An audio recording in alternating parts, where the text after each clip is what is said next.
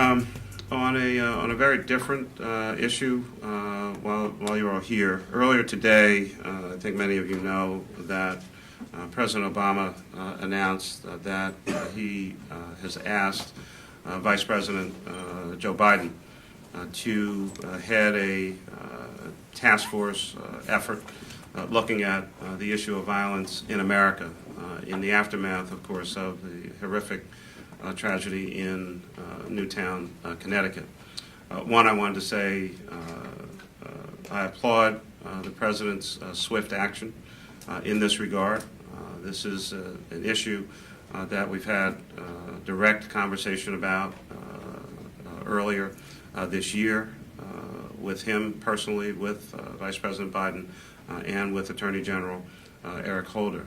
There are very serious issues that need to be addressed in terms of violence all across the United States of America, and I am appreciative that the President is taking on this issue literally within a week of Friday's tragedy.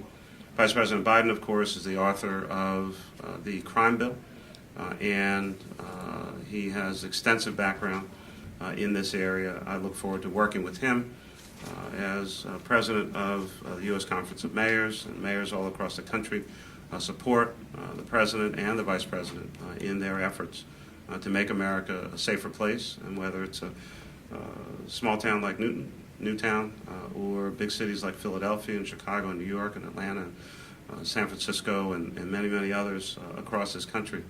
The larger issue of violence, whether with guns, whether domestic abuse, whether sexual abuse, child abuse, all of these issues, mental health systems, whether they work or not, whether they're properly funded or not, education, incarceration, recidivism, and reentry.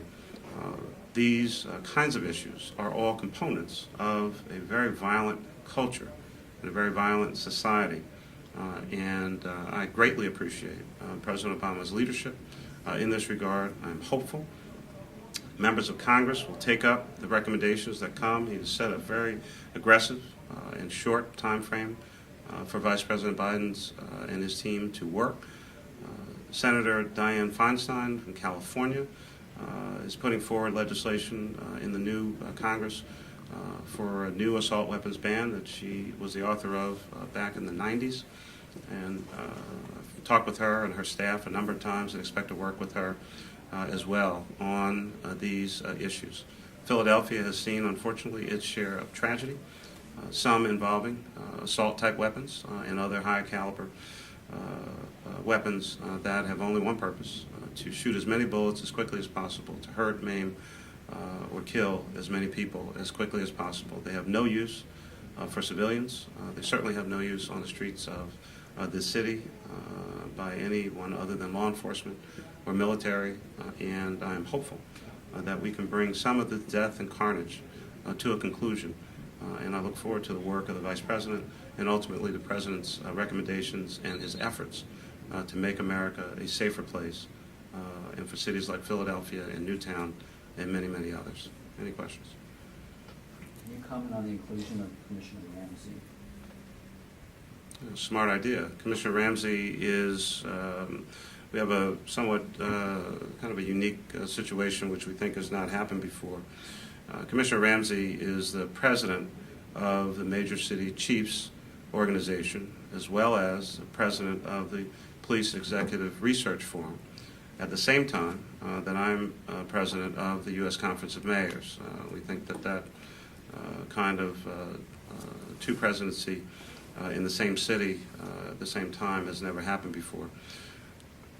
Vice President Biden knows Police Commissioner Ramsey very well, as Commissioner Ramsey, of course, was the police chief in Washington, D.C., and worked with him back at that time on the crime bill when the Vice President was in the Senate. So we're very pleased and very honored that Police Commissioner Ramsey is a part of this effort. He is a true veteran, 40-plus years of policing. He's well respected by his colleagues, obviously, as president of Major City Chiefs, and he will bring good information and good support to this effort. Okay. Thank you all.